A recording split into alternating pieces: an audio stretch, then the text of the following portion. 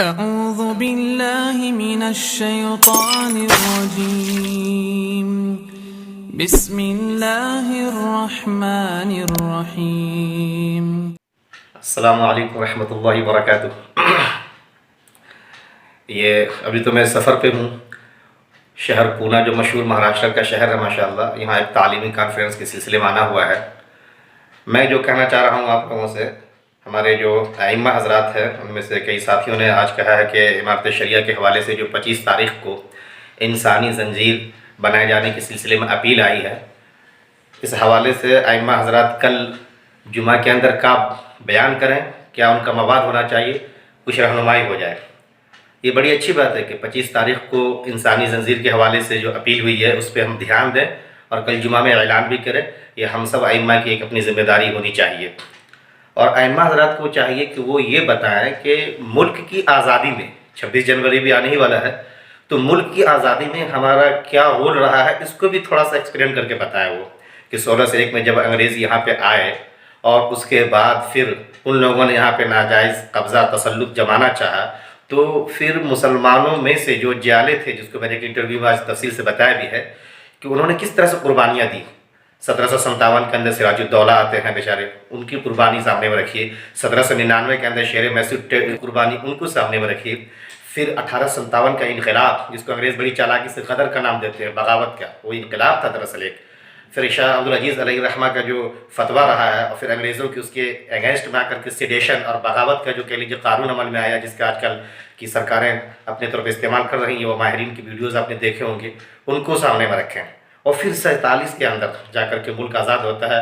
علماء دیوبند کی قربانی کیا رہی ہے، علماء صادق پور کی کیا قربانی رہی ہیں، ان تمام چیزوں کو ہم لوگ مختصراً بیان کرنے کی کوشش کریں۔ ایک تو یہ، اور پھر عصر حاضر کے اندر کیا کچھ ہے، کیوں پورے ملک کے اندر ایک ایجیٹیشن، ایک تحریک چلی ہوئی ہے، کیوں ہمیں انسانی زنجیر بنانے کی نوبت آ رہی، اس کو ہم بتائیں۔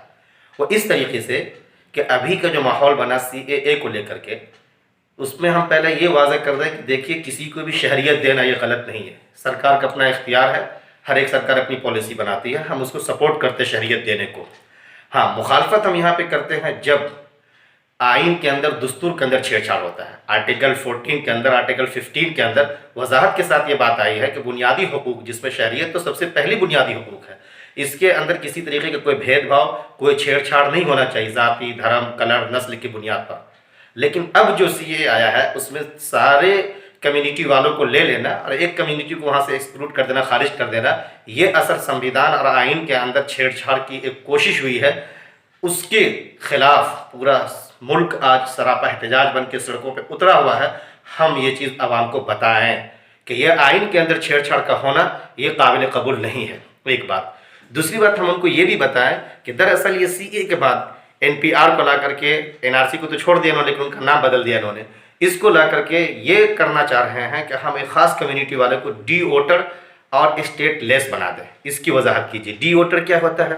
ابھی آپ کے پاس ووٹ دینے کا اختیار ہے، تب کسی کو بھی اپنا ووٹ دے کر کے حاکم چن سکتے ہیں، اور کسی کو بھی اپنے ووٹ سے محروم کر کے اس کو آپ دستبردار کر سکتے ہیں۔ تو یہ آپ سے چھینا جائے گا، اس کی کوشش ہو رہی ہے اگر آپ کاغذات نہیں پیش کر پاتے ہیں تو۔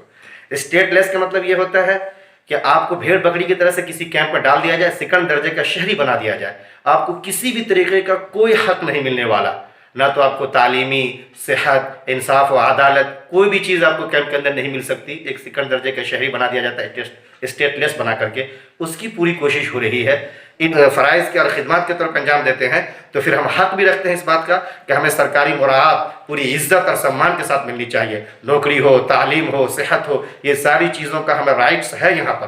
تو اس لیے ان کاغذات کے نام پہ، ان طرح کے قانون کے چھیڑ چھاڑ کے نام پہ کوئی بھی اگر ہمیں اسٹیٹ لیس بنانے کی یا ڈی ووٹر بنانے کی کوشش کرتا ہے تو یہ ہم نہیں ہونے دیں گے۔ اسی کے لیے ہم آج سراپا احتجاج بنے ہوئے۔ ایک چیز، آخری چیز میں بتا دوں، جو ائمہ کرام ماشاء اللہ کہہ لیجئے کہ انگریزی پڑھنا جانتے ہیں، وہ کرم تھاپڑ ہیں، اسی طریقے سے چیتن بھگت ہے، ان لوگوں کے آرٹیکل کو پڑھیں آپ۔ یہ لوگ بہت اچھے انداز سے ہر پہلو سے تجزیہ کر کے آئینہ دکھا رہے ہیں ان لوگوں کو جو ایک عجیب طرح سے دلائل دینے کی کوشش کرتے ہیں اور سپورٹ کرتے ہیں کہ اس سے یہ فائدہ اور اس سے وہ فائدہ ہوگا۔ ان کا بہت اچھا پوسٹ مارٹم کرتے ہیں یہ لوگ، اس کو دیکھیں، اور اسلام میں آزادی کی کیا اہمیت ہے اس پہ ضرور روشنی ڈالیں۔ ربیع بن عامر کو یاد کریں، اسلام میں دیکھ لیجئے ہم جبر برداشت نہیں کرتے ہیں کسی کے لیے، کہ ہم قرآن کہتا ہے لا اکراہ فی الدین، کسی کو دین کے سلسلے میں جبر زبردستی نہیں کر سکتے۔ وہیں پہ یہ بھی ہے کہ کوئی ہمیں کسی طریقے سے بہکا کر کے یا زور زبردستی سے ہمیں اپنے دین سے محروم کر دے، یہ غلامی کا تصور ہے، یہ آزادی کے خلاف ہے۔ اسلام کی بنیاد توحید اور اساس جو توحید ہے اس کو سامنے میں رکھے ہیں۔ اور روبن عامر کی بات میں ختم کر دوں، یہ ہے جو انہوں نے کہا تھا کہ جئنا لنخرج العباد من عبادت العباد الى عبادت الرب، کہ ہم آئے اسی کے لیے کہ بندے کی غلامی جو لوگ کر رہے ہیں اللہ کے بندے، اس کو بندے کی غلامی سے نکال کے اللہ کی غلامی ہم ڈال دیں۔ تو توحید اور یہ چیز دونوں کو ہم سامنے میں رکھیں، اور باقی جو باتیں میں نے بتائی ہیں اس حوالے سے ہمارے علماء کرام روشنی ڈالیں تو انشاءاللہ بہت مفید رہے گا۔ جزاک اللہ خیر، شکریہ۔ اور آپ حضرات اس ویڈیو کو دیکھ رہے ہیں تو اس کو سبسکرائب کر لیں، لائک کریں، شیئر کر دیں آپ۔